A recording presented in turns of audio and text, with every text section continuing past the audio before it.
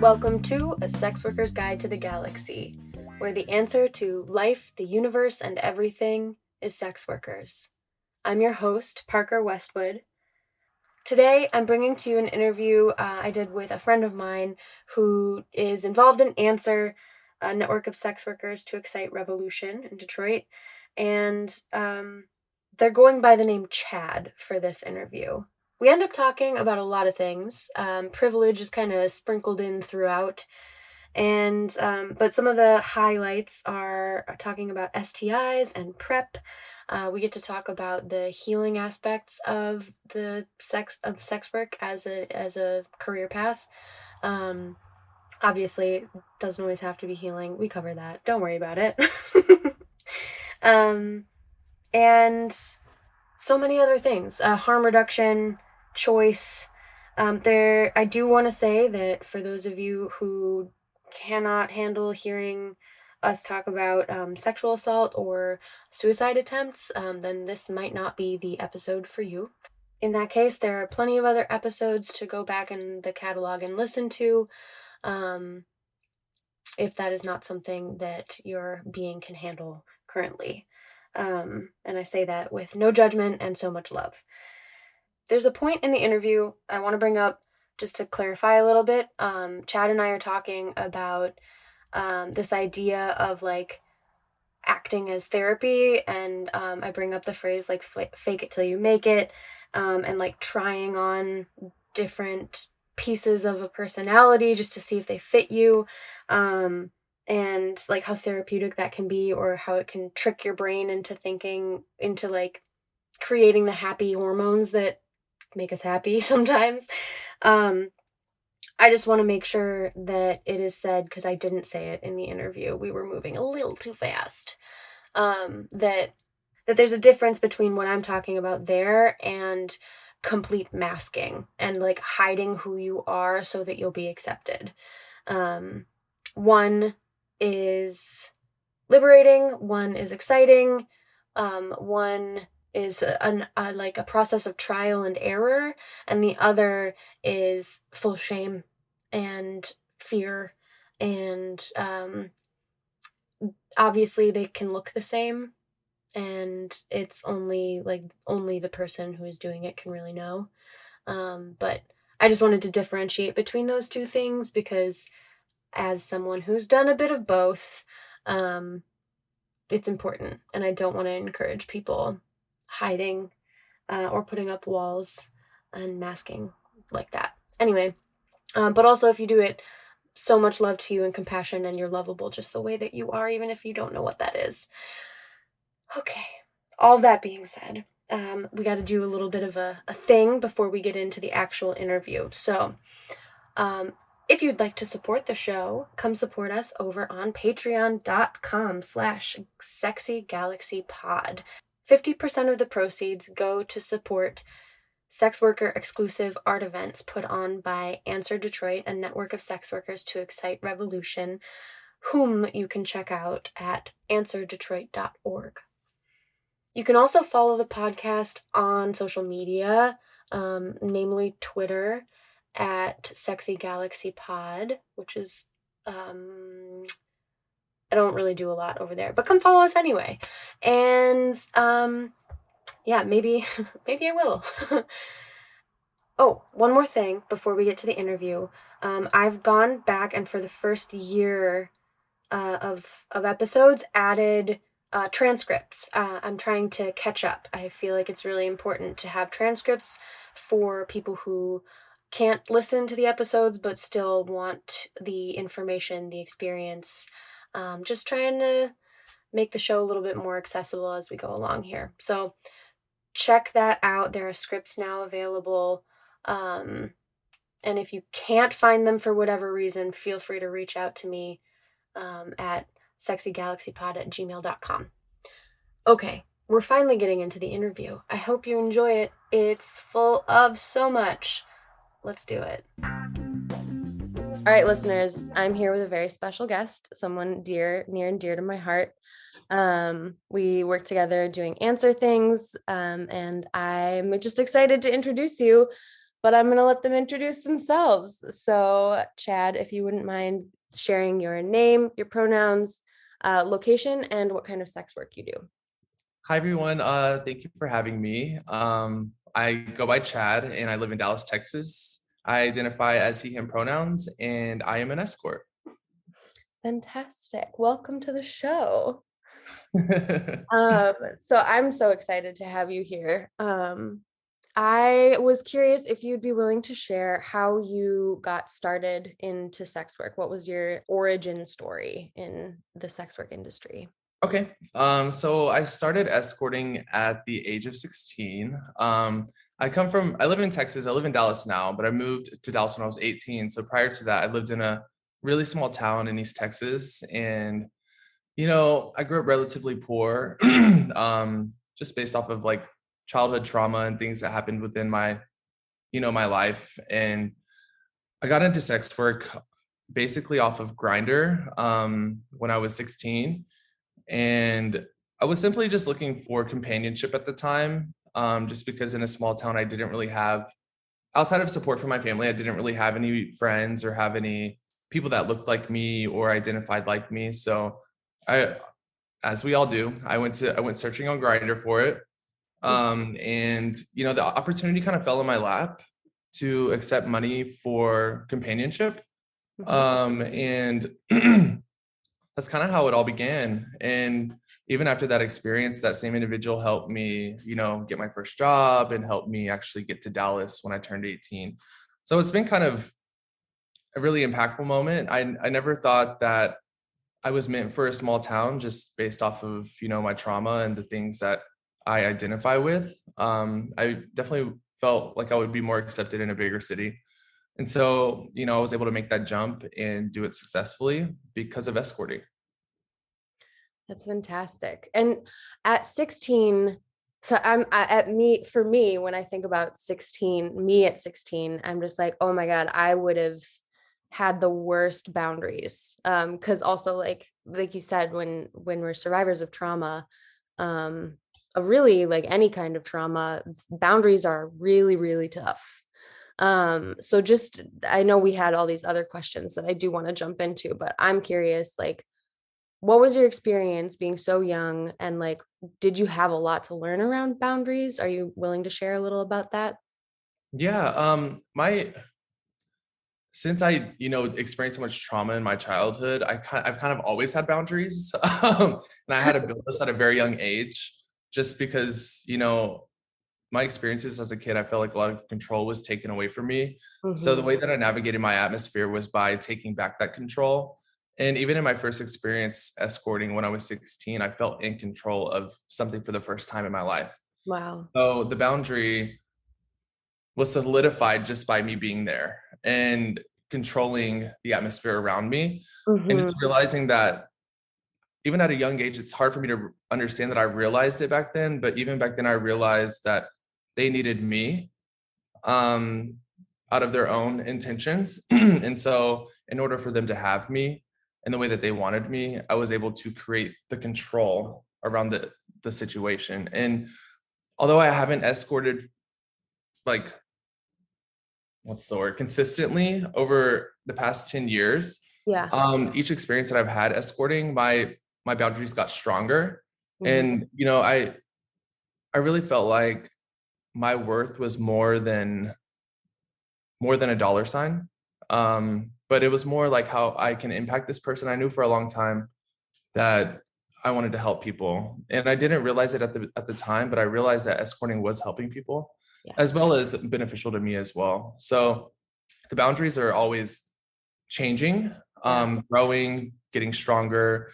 And even with some people, I do kind of, let the boundaries fall a little bit so I can be genuine and authentic, because I don't want to hide parts of me that might help other people. Totally. Yeah, but the important part is that that's a choice when you let those boundaries down. Yeah. I love that escorting was a place where you found to like take your power back. I think that for me, that was something that was definitely there, but I had personally had a lot of work to do around my boundaries. And I love hearing that, like, at 16, you were just like, I know my worth. You have to be strong-minded. I mean, my friends tell me all the time, like, it takes a special kind of person to do this work, and Oh it yeah. does. But at the end of the day, I think about my life and I think about what I've been through, and escorting has been such a huge positive light in my life because of my experience as a child and not having that strong fatherly figure that most of us often seek.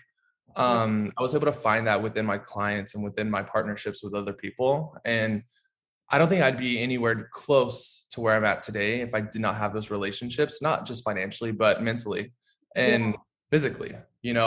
I think we as humans, we all are after finding love and finding companionship. And I think that's just a part of our DNA.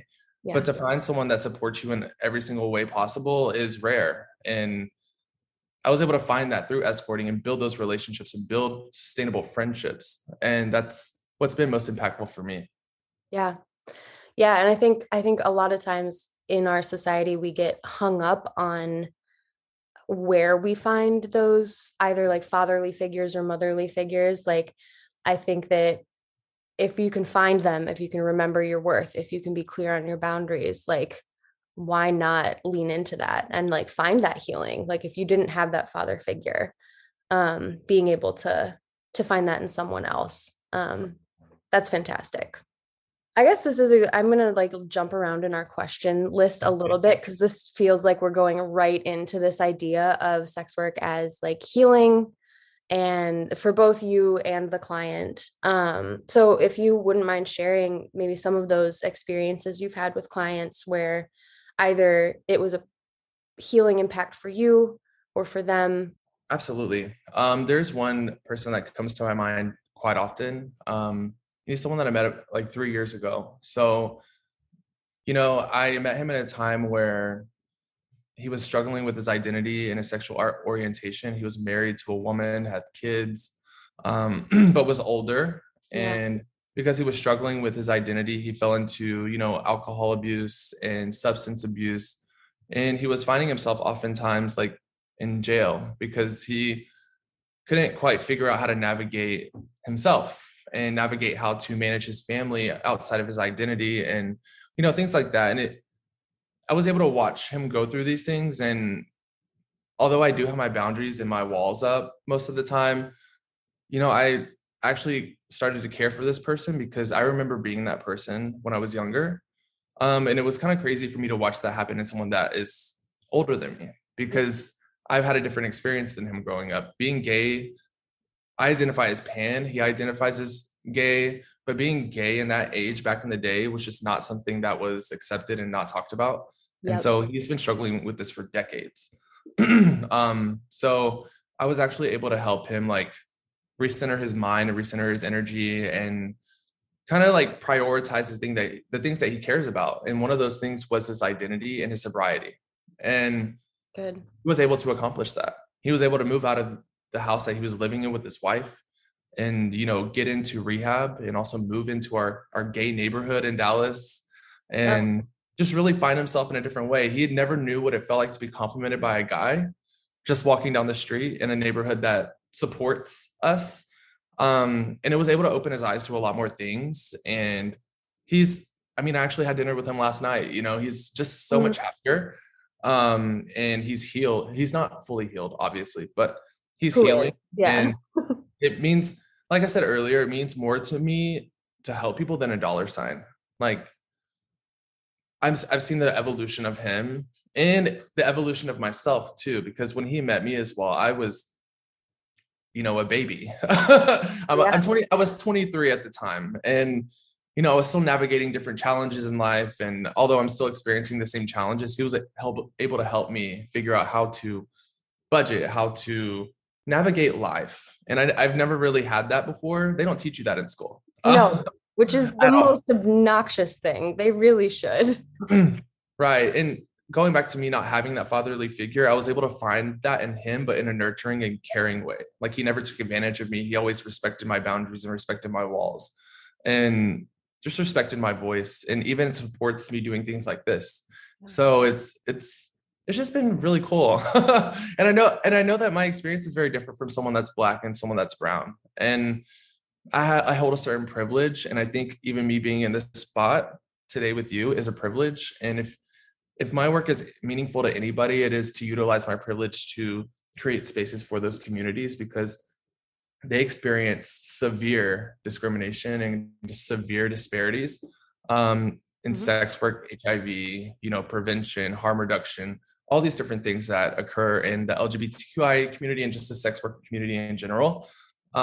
So these experiences have really helped me become a true advocate and a true human that's dedicated towards helping these people in my community and people that look like me. Absolutely. I love that. And one of the things you kept mentioning too was like having your walls up, having your boundaries. And one of the things that kept coming to my mind was just like we can have our boundaries with people and yet still have compassion for them. You were able to find sort of this symbiotic relationship with this client, Mhm. um, because it's like, yes, he was able to help you learn how to budget and like do all of these life things that we're not taught, but you were able to give him space to really be himself. Right. I think there's a lot, like you said, there's a lot of well, let's just Gen Z's the shit. And like, there's been so much that has happened over the course of the last many decades that, like, it is so much easier to be a gay person in the world today than it was 30 years ago. Right. Um, and so to have someone younger, be able to kind of help liberate this gay man is just like a beautiful thing. I love that story. That's so great. I agree. And that's just like one of many, people I've helped, but that's probably been the most impactful one for me. Just because I no longer consider him a client. And I often don't use that word anymore. Just because it makes them feel kind of less than. And I don't want anybody seeking companionship to feel like they're less than the individual that they want to have companionship with.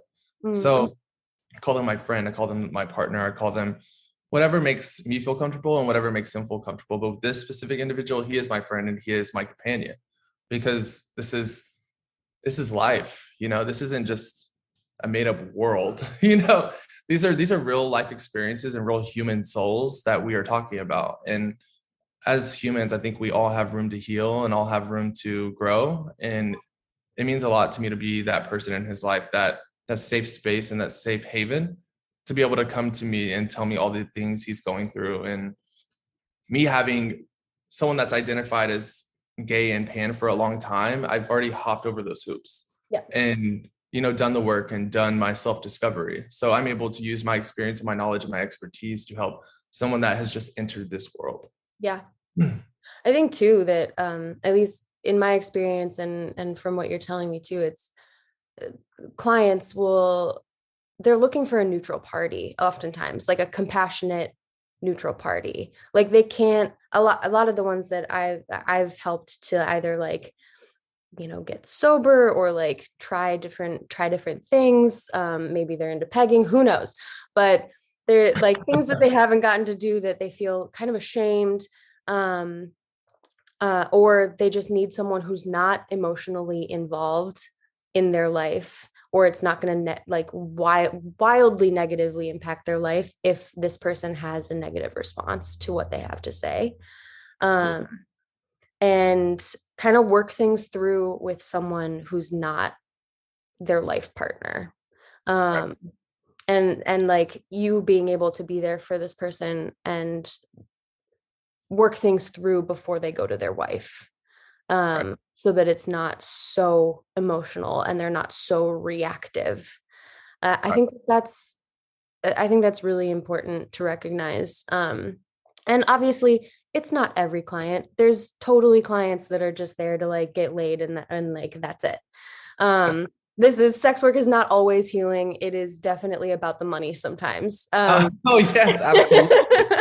Absolutely. Yeah, I would say well, for me it's like I love being able to connect with people, but if the money wasn't there, I would not be connecting with these people. And so it's like I get the beautiful thing, but I also get to pay my rent. Absolutely. Or, you've paid your rent already and you can use this money to garden, or you can use this money to support your partner. Yeah. Or, there's I don't really firmly believe that money makes the world go round. It's just what helps make life easier. And, it's good to say that it's beneficial for both parties. I can't say that that's the same experience for every person, because it's definitely not. But it is impactful on both sides. And it's like you said, it's not always healing. It's not. Sometimes I have traumatic experiences, but at the end of the day, I'm still alive. And, I have to learn how to channel that trauma into my work and my passions. And part of that channel is in escorting and is in sex work, because part of my traumatic childhood has been channeling all of my anger and frustration and depression and all these things into the character and the person that I've created for myself. And it has healed me in a way that therapy never can. And it's my form of therapy, and my form of therapy is okay. Yeah. There is a lot, actually, like a bunch of research done about like acting or taking on a personality, and not necessarily like multiple personality disorder, but like acting, like theater, and how beneficial that can be. And there is an element of that in escorting. Like we put on a character or a persona, even if it is like just a smidgen away from our authentic selves, like it's still a persona, and it can still give us that like therapeutic, you know, the like fake it till you make it thing. Yeah. There's an element of truth in that. Like I will pretend to be super duper confident, especially in social situations, to the point where eventually I believe it.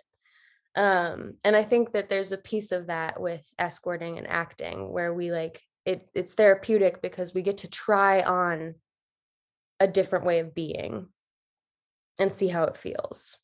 Right. And I And really like that.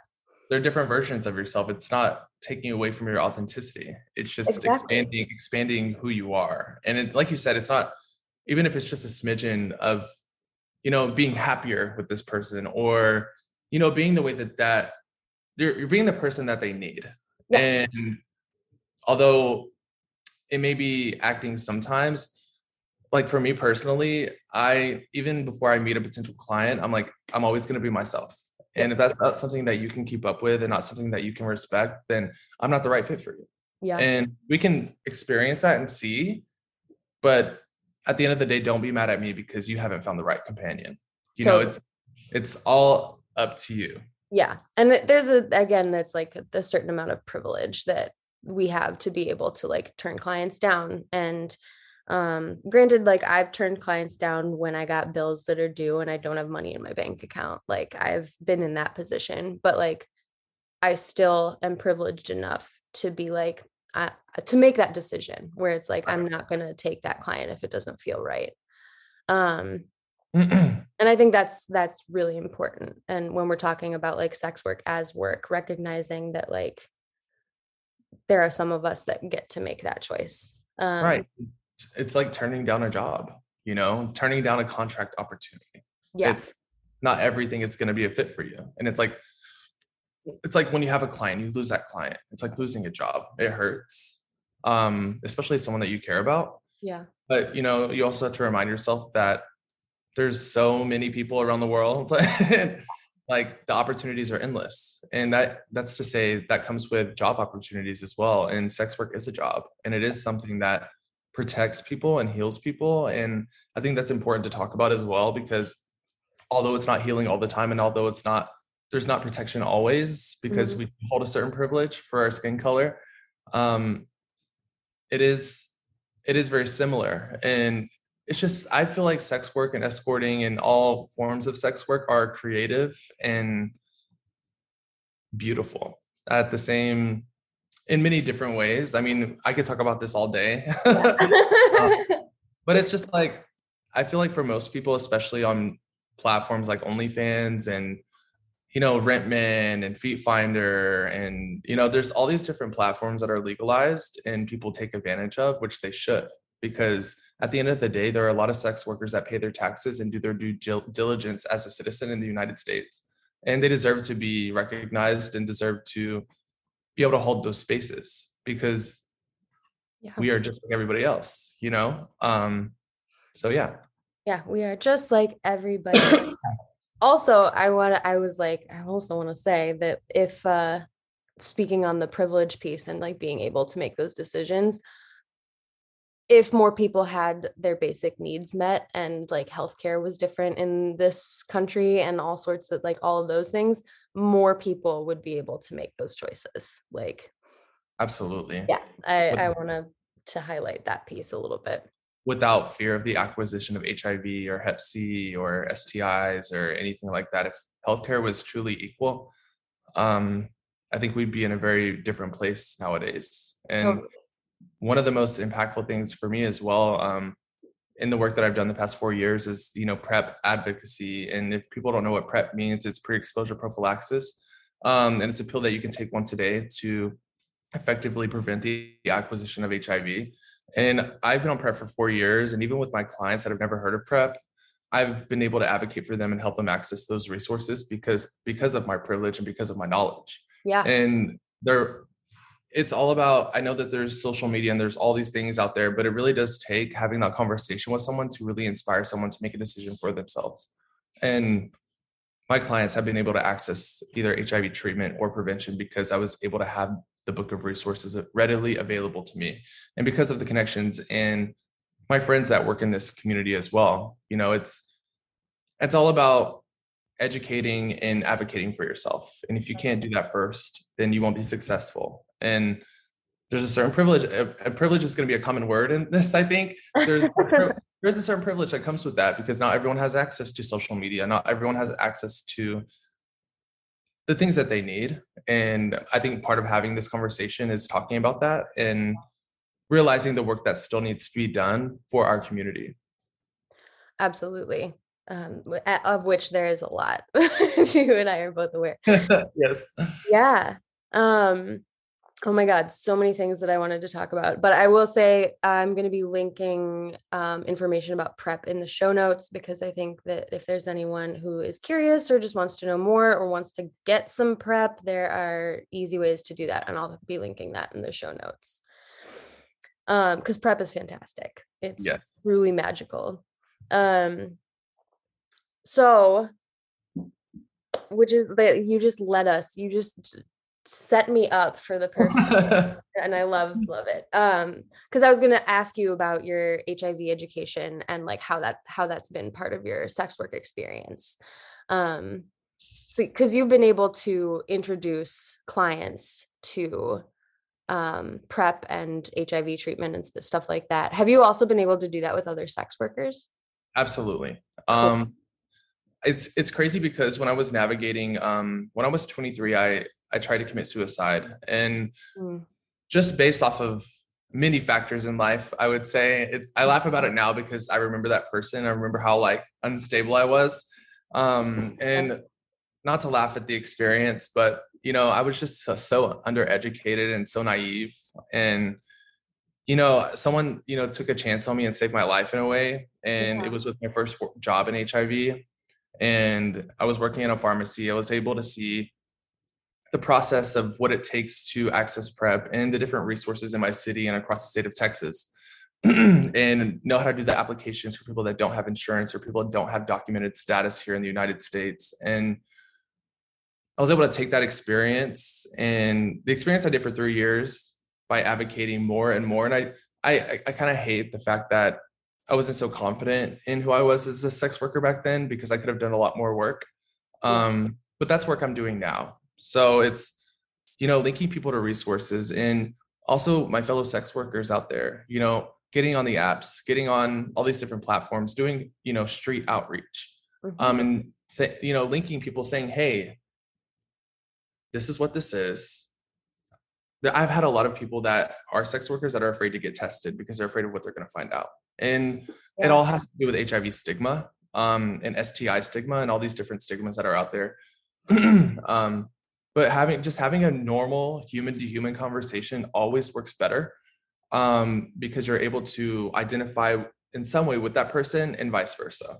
Yeah. And being able to see someone be afraid to get tested for HIV, to then months later getting tested for HIV, coming out as negative, getting on PrEP, just seeing that evolution of a person and someone finding their power again and like fighting stigma, Yeah. um, has been impactful for me, but most importantly, been impactful for them, because the work only happens if you talk to people. Yeah. Like I mentioned earlier, social media is there, but not everyone has access to that. So if someone's, potentially doing sex work, out in the community, and not on these apps and these other privileged platforms, Hmm. they don't know about these resources and they don't know anything about what's going on. Right. And being able to, hey, point down the street and be like, hey, you can go down there, get tested, get on PrEP. The pharmacy that I work for will deliver it to you, or I will personally come out to you and bring it to you. Yeah. And I've had experiences where I've had to do that. And seeing the emotions on their face, like to see someone take that extra step and really care about them, changes their whole life path. Yeah. And it's so important to, as we evolve as a society, to remember that, because at the end of the day, we are all humans, and we all have feelings, and we all have emotions, we all have trauma, we all have things that we need to work on. And just having that human to human contact and having someone that identifies with the experience that you are going through helps wavelengths. It's amazing. Yeah. It really does mean a lot to hear someone who has been through the experience be there for you and like talk to you about it. The STI shame and stigma is just like such a real deal. Even when you're like educated about it and you know all the things.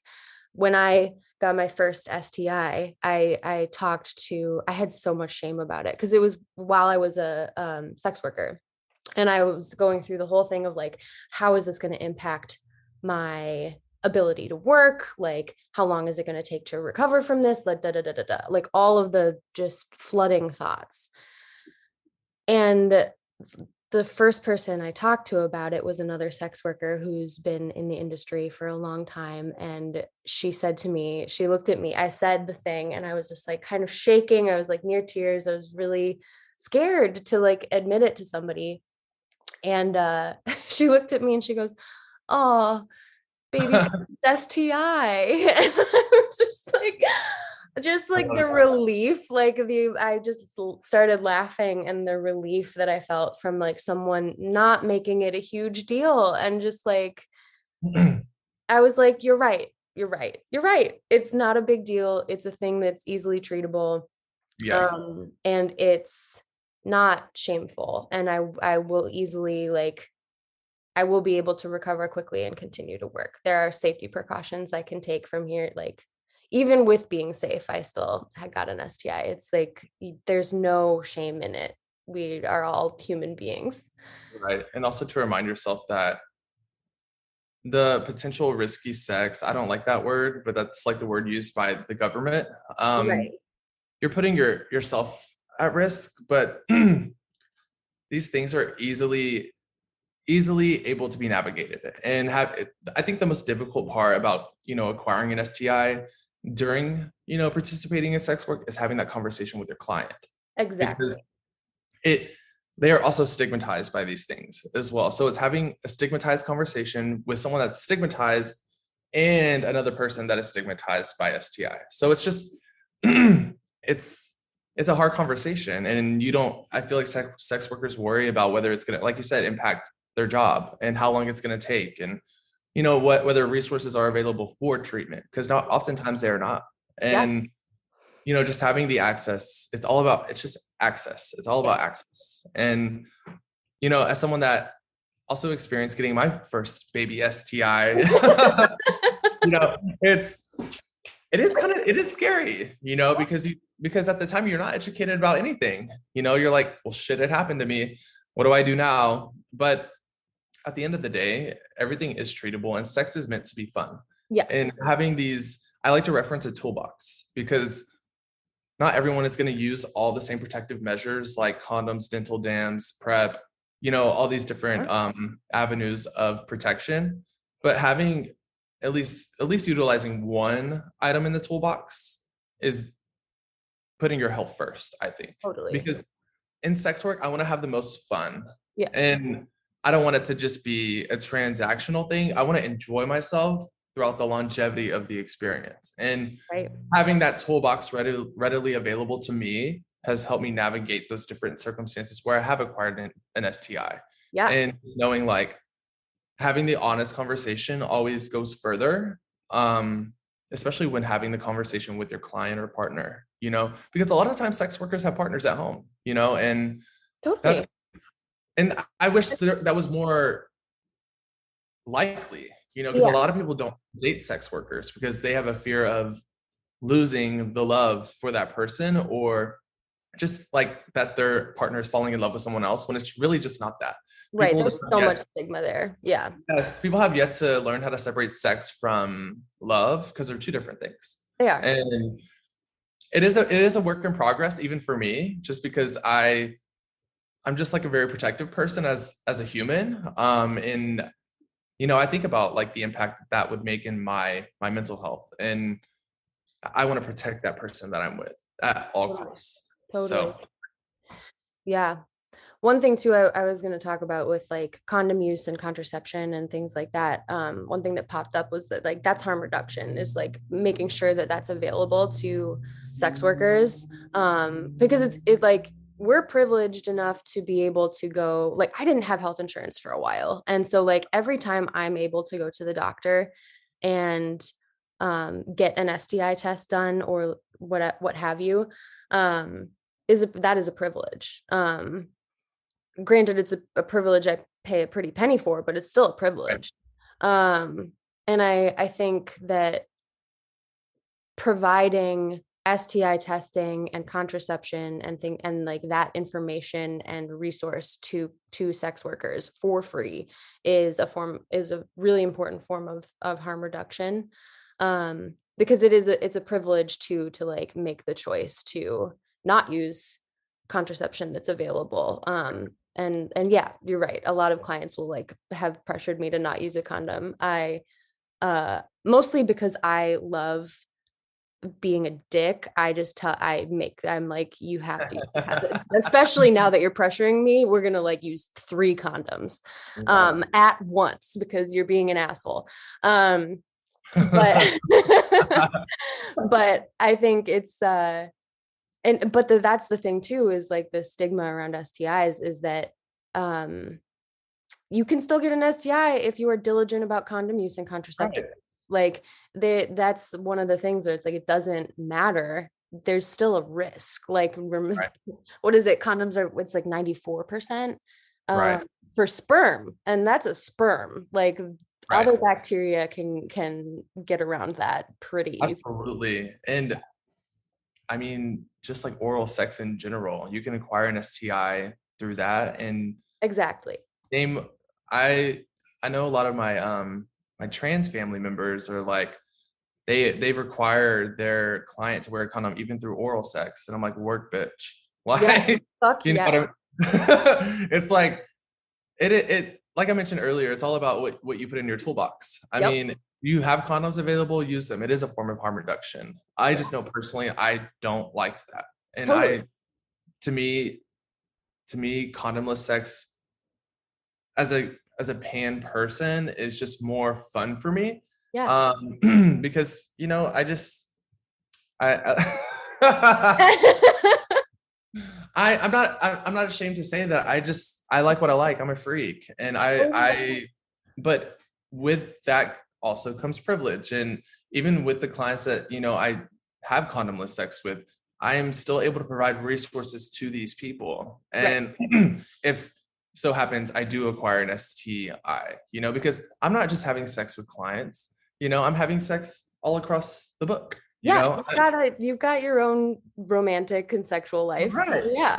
I have my own kinks. I have my own fetishes. I have my own and it is what it is at the end But of the it's day. also, I would say too, like we all take risks in any industry that we're in, not Right. just sex work, but like we're specifically talking about the risks in sex work. And if that's a risk like you want to take, or if that's a risk I want to take, that's up to me. Like that is a thing that um It's our choice, which is largely what we're talking about, is like we all make choices in this industry. Absolutely. And just like normalizing the fact that women can take PrEP too.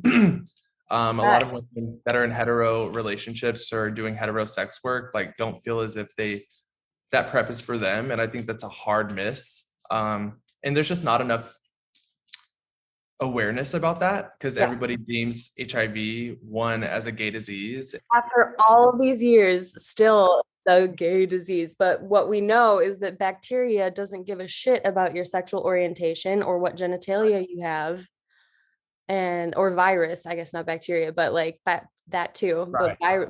HIV is not discriminatory. Absolutely. And also just like I said, there's not enough awareness about it. And Yeah. so women are the leading demographic of individuals acquiring HIV and acquiring STIs. And a lot of people don't see that and don't talk about it because there's not enough studies done on women. One, even our research is discriminatory against women and Yeah. trans men, and those individuals need to be a part of that research because they are the most impacted. And once again, society deems HIV and anything related to sexual health as a gay thing, and it's just not. Nope. And it's something that I've realized over time, and I've tried to push that message out to other people. That's fantastic. I love that. Well, I'm so glad we dove into this. I did not expect us to like talk about STIs and shit.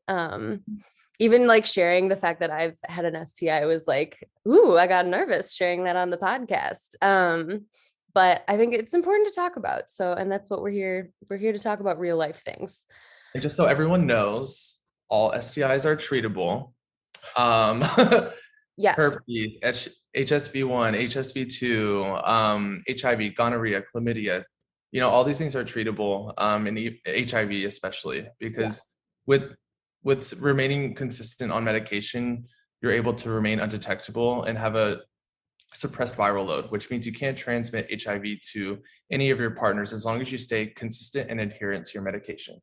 So just keep that in mind as you navigate that journey in your life, because HIV is a highly stigmatized topic, and don't let that stigma take over your life and take over your power, because that's something that is treatable. And although you do live with HIV for the rest of your life until there is a cure, it Yeah. is manageable and your life can remain the same. Right. Yeah. It's not curable, but it's also not the end of the world. You Right. can live a normal life. Right. Um, if you keep up. Have sex. Have sex. Damn it. Oh, pleasure is important, and pleasure is part of healing. So I wanted to talk. We have a whole thing of talking about stigma and judgment in vanilla workplaces and in the LGBTQ community, which is something that you Me. experienced a shit ton of, unfortunately. So I'm happy to start wherever, like if you want to start with vanilla workplace and then we can venture into LGBTQ, however you want to do it. Absolutely. I think, as someone that has participated in sex work, I never thought in a million years I would ever experience discrimination from anyone, because I was just so oblivious. I've often been questioned, why didn't I think about the effects when I posted my ads online? Or why didn't I think of this? Or why didn't I get a second job? Or why didn't I do this? And those questions are highly traumatizing. But my first experience with discrimination actually happened about a year ago. And it broke me into a million pieces because it was with an organization that I've supported for a decade. It was an organization when I first moved to Dallas that tested me for HIV, treated my first STI. I later became a volunteer. I later became a pharmacy partner. Yeah. And then later on became a board member. And took Wow. 10 years of, navigating these different life experiences to find out what I was truly passionate about. And it is about my community. And for me to go into that application process and ultimately be told that they had a fear of having a sex worker on the board because of the vision and the views of donors and the linkage to PrEP and the linkage to HIV. And it just, at the end of the day, ultimately being told no. And me walking away from that experience, hating myself even more and like letting that shadow capsulate my life. And it did for 3 months. And it was a very hard 3 months for me I'm because, gonna pause you here for a second, just because like I do want to talk about like that shame narrative that infiltrates our minds. Like right, that's they have shame about having a sex worker on the board, and in a culture that is like very victim blamey um and stigmatizing, like that narrative enters our head, and that's where those like I should have like shameful things sort of come up. And first of all, I'm sorry that you had to go through that. Um, but I'm grateful that you bring that up because it is an important piece of like that's not ours to own, and yet we are often that's shoved onto us as a community and as individuals. absolutely. And just keep in mind, like this organization, what is an LGBTQIA supporting organization, was founded on the basis of HIV. And Yeah. so if you go back in time, Black and trans women were the first people to really stand up for sex workers. And even in the Stonewall riots, like people don't Uh, think that to anything. And it's like that actually happened, and the foundation of all these organizations that are popping up are on the backs of sex workers. And because sex workers stood up during that time and fought for people living with HIV and the things that were happening in our community, specifically to us. yeah. And so that experience was shameful for me. I walked away from that experience destroyed because I never, like I said earlier, I never thought in a million years I would go through that and that my community would potentially turn their back on me. And that's what I felt like at the time. And I think that's very valid. Although after a few months of, not being able to get out, like leave my apartment and face the world, I was able to, listen to my support system and listen to my friends tell me that this spot is yours. And if anybody's going to do it, it's going to be you. And I did it. And I went back and fought for it. And I went back and got it. And Yes. I was able to sit on that board for 8 months before I resigned. And I'm not able to talk much about my experience on the board Mhm. because non-disclosure agreements and contracts. But what I can say is that Okay. Yes. what I, You're you see, I'm not saying an organizational name, right? Okay. I doing a would, great job. I'm very impressed. um, but I did experience microaggressions and oftentimes being told that I couldn't post certain things or I couldn't do certain things because of the view of the organization and where they were trying to go. Yeah. And, potentially trying to protect, because of my experience, I was working on things to protect future board members because my intention overall changed from when I first applied to be on the board to when I got on the board.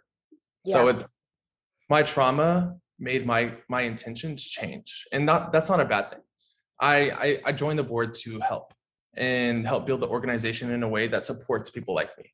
Yeah. And ultimately, at the end of my 8 month reign, that ultimately was denied once again. And that was just it for me, and my integrity was being compromised. I felt shameful towards myself again after I've worked so hard to love myself and love my life experiences. So, I resigned from that board and I experienced severe backlash from individuals that are on the board, executive leadership, and potentially people telling me that I'm lying and that I'm pushing false narratives upon individuals and the organizations, which is not true.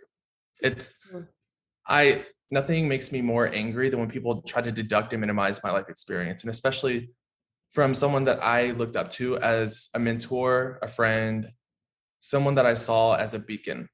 You know, it it hurt me mentally, but at the same time I see it as a blessing because now I'm able to see people for who they really are and learn how to navigate that, because now I'm able to truly advocate for my people and do it in a way that is impactful for them. And I'm so happy that this experience happened to me and not someone else, because I was able to navigate all my trauma and channel it. And a lot of people that experience severe trauma like that, being as a sex worker or any life experience, being told that you don't have a place to sit at the table, although the table was created by people like you, it's traumatizing. And just shitty. Like, it's Yeah. just a shitty feeling. It's a shitty experience. And there's a lot more work to be done in protections for people that are on staff that are sex workers, because we all know that in nonprofit, people don't get paid what they're worth because the funding Right. is not available. Right. And it's just, that's what life is right now.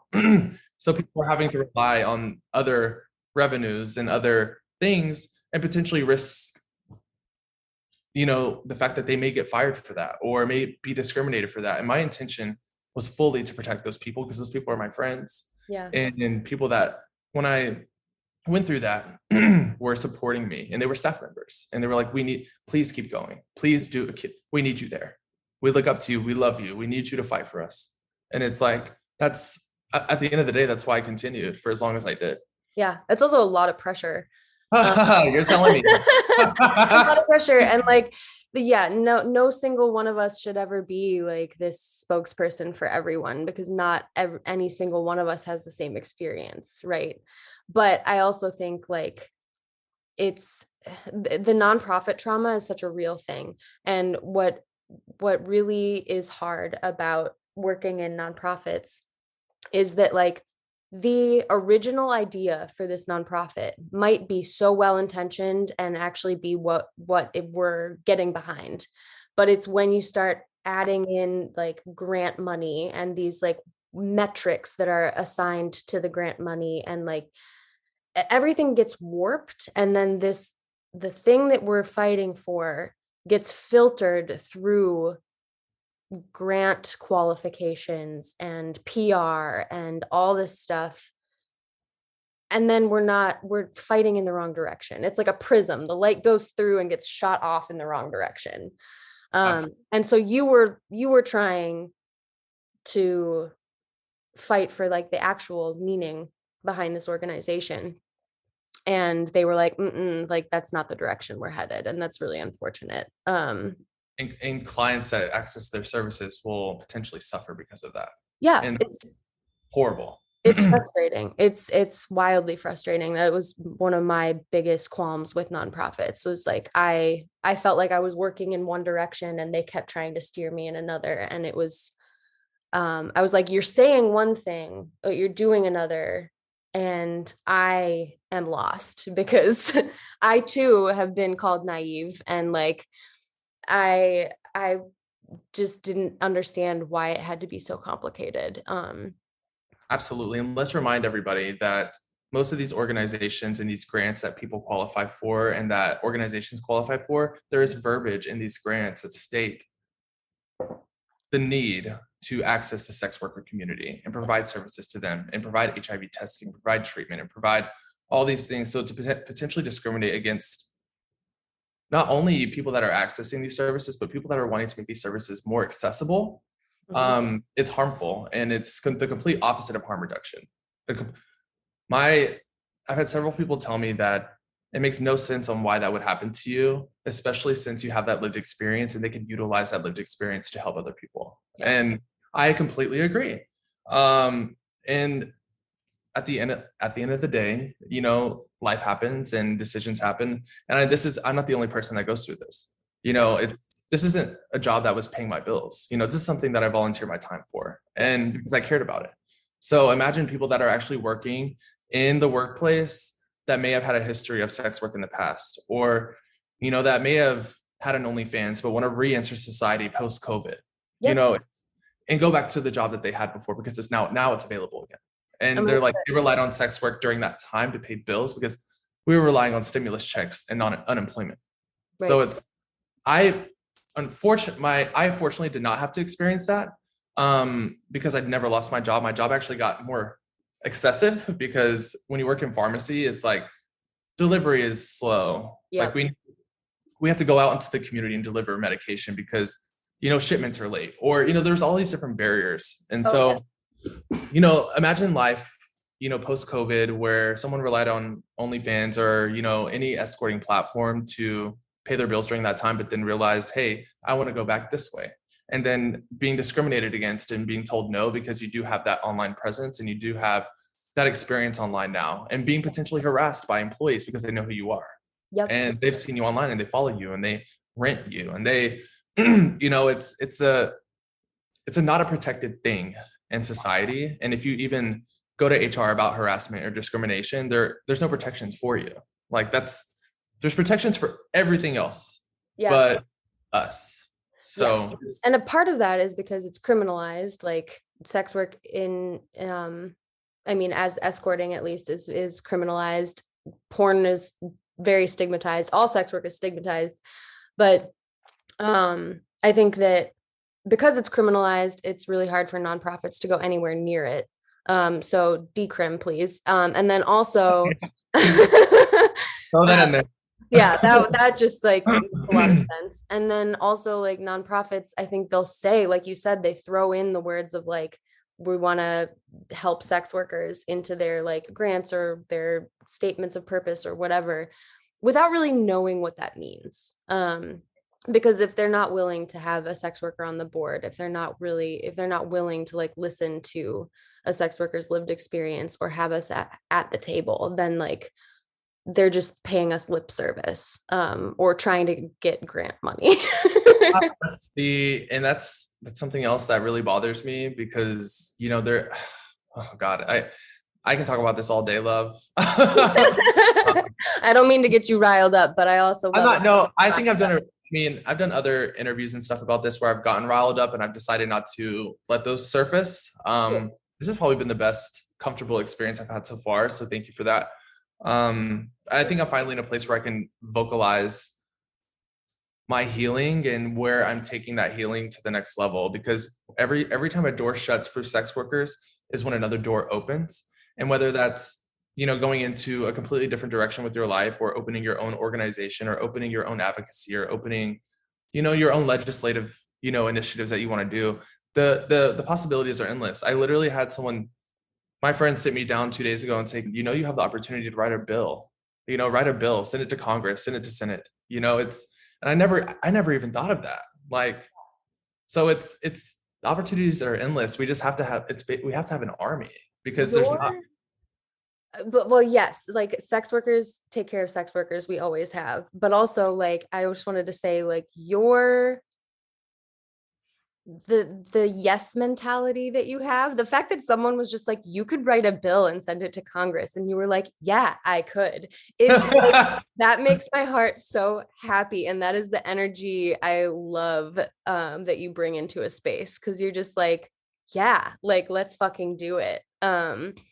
Yes, Gonna it's do it. I mean, who's gonna do it?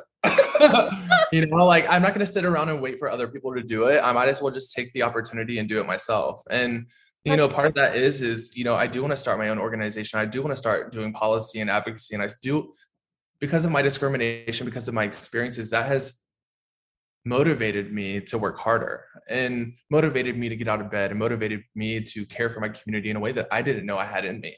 totally. Like, it's a very vulnerable thing to do, and I constantly have to have this conversation with people, even the one I'm having with you today. And I may, after this, have to log off and like lay in bed for a minute, because it is something that is really hard for me to talk about because of the trauma I've experienced. I have so many walls up, Yeah, and just afraid to say anything wrong, just because of people's perceptions of what I'm talking about. totally. And if anything comes out of this, I hope that people can feel more comfortable in the skin that they're in, and feel more empowered by being who they are, Yeah, and just really taking their experiences and navigating them in a way to where they can impact other people and impact the community, because there's not enough people standing up, and there's not enough organizations like Answer, which is the first sex work initiative organization that I've ever found in the United States. That's just sick to me. Like, when I found Answer when I was in Detroit a few months ago, I was in tears, because I'd never seen something so public and so openly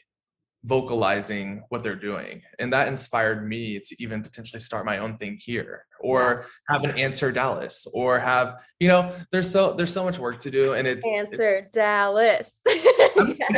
the as things grow, opportunities grow. And I want to create spaces and jobs for people that go through the same things that I've been through. And that's what I want to do. Have you ever read about like Coyote, Call Off Your Old Tired Ethics? I have.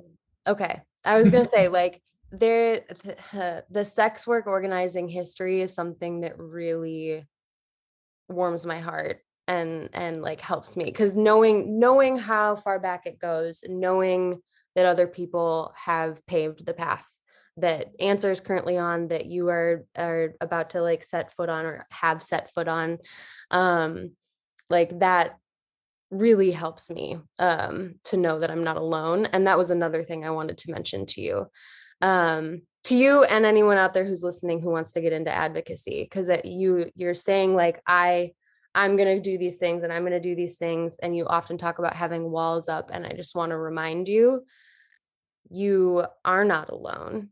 You can lean on your community, and and in fact, like, you can't do it alone.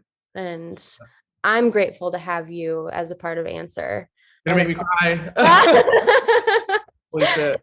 it's a hard thing that I've also had to learn, because I am a hyper independent person from my trauma. And so um hearing you speak, I hear that in you, and I just want to remind you that like we got to do this together. Absolutely. It's a Yeah. very lonely world out here. Yeah. um, Especially when you can't find many people that relate to you. And I've found that with Answer, and it's just been crazy. Yeah. Oh, I love Um, you so much. I don't know, it feels incredible, and like I don't know, like I said earlier, it motivates me to get out of bed. And Yeah. you know, there's so many people out here experiencing things worse than me, and I can't be more grateful for having a space to really share those things. And oftentimes people minimize me, and it's shocking to me still, because I thought for a long time I built enough respect within my world, and having that respect challenged by people that don't really understand me, or just always feeling like I don't have people that get it, or don't have people that understand what I'm talking about and don't relate to me, has been kind of heartbreaking. And I don't know, I'm grateful to be in this space with you, and grateful to be a part of something that's going to be bigger, and potentially duplicating that and making it a mass thing. Yeah. It has to happen, because sex work is happening everywhere. It's not, it's the founding, people hate when I say this, but it really is a founding pillar of our society, and not just the LGBTQI community, but everywhere. And Absolutely. it, since the beginning of time, It ain't going nowhere. I know. Absolutely not. It's more accessible now, and it's more out there, and Yeah. more, because social media has its good things and it has its bad things. But one thing I will say that's been good about social media is the advocacy part, and is the policy part, because now people are listening, and now people are researching, and can find things. I've also found, my passion in researching the history of sex work, and Yeah. finding those people that started this in the very beginning in California, like the trans women, the Black women, they started this revolution, and it's so impactful. And so it has to be reminded to people, because this didn't just start yesterday. It's been happening for a long time. Yep. And we're gonna be doing it for a long time. Yes. Yep. Because once we get decrim, we're gonna be working on something else. Like it is a process. Okay. So we're winding down the interview. And I want to ask you one question before we do some rapid fire. Okay. What is something you want the greater public to understand about sex workers or sex work as a whole? A lot of things, but I'll try. I'll try. I'll try to keep it short. As I mentioned earlier, sex work is a healing thing for not all people, but a lot of people, and we're human beings. Also, if I want anyone to know anything, it's that if you have been discriminated against, and you have felt less than because of the people around you, find new people, because there are people out there like you. And it may take some time, but as I mentioned earlier, anything's possible. And there are people out there searching for you, just as you're searching for them. Yeah, absolutely. Rapid fire, I'm ready. Love it. All right, let's do it. Pancakes or waffles? Waffles. Vanilla or chocolate? Chocolate. Indica or sativa? Indica. Excellent. Favorite place you've ever been? Portugal. Oh, a book from your mandatory reading list. Selena with Love. Oh, I don't know this one. A song, an album, or a musical artist that you're currently obsessed with. I've been obsessed with Selena my entire life, and I continue to be obsessed with Selena Quintanilla, the Mexican American singer. Yes, excellent choice. What is your hidden talent? Fisting. Ooh, that gets me excited. Finish this sentence. Good sex is. Shit. There's so many things popping in my head. Good sex. Oh shit. Good sex is empower. Oh no no no. Oh my god. Good sex is free sex. Ooh, excellent. If you had one superpower, what would it be? Mind manipulation. Nah, that's it. I'm like, ooh, that's dangerous. We might get more things done if we had that. That's true. We could use something simple that brings you joy. Flowers. What do you have a favorite White flower? roses. Oh, I love that. It was Selena's favorite flower. Uh, So I didn't know this about you. I'm so happy to know this about you now that you're obsessed yes, my apartment is full of Selena things. Even back there, you can see her on your in my kitchen counter. Oh yeah. yeah, different versions of her from Etsy that I purchased. I love supporting small businesses and people that do creative work. So Absolutely. Oh, you were fantastic. Thank you so much for coming on the show. And I get to see you very soon. So that's great. absolutely. Yeah. Let's say goodbye to the listeners and then we'll log off. Absolutely. Goodbye, everyone. Thank you so much. And I hope you enjoyed this, podcast. Yeah. Thanks everybody. Isn't Chad a delight? I'm so grateful that I get to share him with all of you.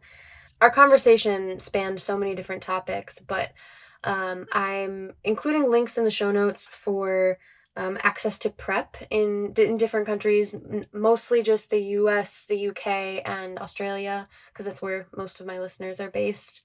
I also found a Planned Parenthood article about some things that sex educators want you to know about STIs, and it's fantastic and totally not full of shame bullshit.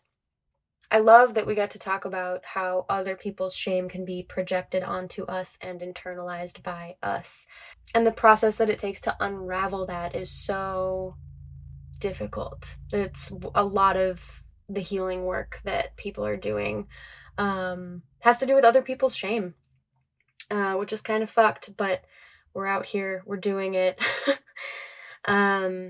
Yeah, so if you're doing that work right now, kudos to you, go gently. And if you're not doing that work, perhaps think about it. Should that be my space fact? No, I'll leave you with a space fact. Hold on, let me think. All right, I'm coming at you with a space fact. This is more of a space fact that leads to another space fact, but we're gonna rock and roll with it. So, Io is my favorite moon of Jupiter. I don't know why. It's probably because the name is cute. Because that's me. I did a report on it a long time ago. I don't remember anything, but I looked up this fact, and the fact declares that the orbital resonance and the tidal forces from Jupiter are the primary heat source of Io's volcanic activity, which is kind of bananas, thinking that just like the gravitational effects of the planet that it orbits, that Io orbits, is its primary heat source, not the sun. So that's wild. And then I was like, well, what the hell is orbital resonance? So then I went on this rabbit hole. And basically, there's a bunch of different kinds of orbital resonance, and apparently a science fiction novel called Orbital Resonance. Okay, so as I understand it, in my brief skimming of the internet on the subject, orbital resonance is when the orbits of celestial bodies influence one another. And this can be either stable or unstable. Stable, meaning they can just keep doing their little dance, bebopping their little drum beat, and they stay in their orbits. And unstable being like eventually someone's gonna get kicked out of the orbit. What's coming to me is like when you're tuning a guitar, you are trying to tune the string to the wavelength of the other string, and the wavelengths can be dissonant instead of resonant. And when they're dissonant, the waves kind of hit each other, and you can hear the wah wah wah. You can like hear it. An attuned ear can hear these things, and those waves are influencing one another. It reminds me of that, basically. There's also it also reminds me of I saw a video recently on YouTube of this guy who like puts sand. He makes art by putting sand on a black table, and it's like white sand, and he rubs various size like rubber balls or whatever on it to create a resonant sound, and the table vibrates with that sound, like the water in your cup when someone like walks by with really heavy feet, or when you're playing music really loud and the surface of the water of your cup is becoming waves. So the surface of this table is creating patterns because of the resonance, and it is moving particulates out into different places. And so orbital resonance does that in space, and that is why we see the gaps in the rings of Saturn. That is where, because of the orbital resonance, nothing can exist there. It is being ejected from that particular part of the ring. And what's interesting is resonance can have like similar like music patterns. It is more like math, but math is like music, so everything is magically related somehow, and I love it. I'm no scientist. Don't take my word for any of this. This was probably very confusing. I barely understand it, but it excites me nonetheless. So I hope you enjoyed it too. Nanu nanu, motherfuckers.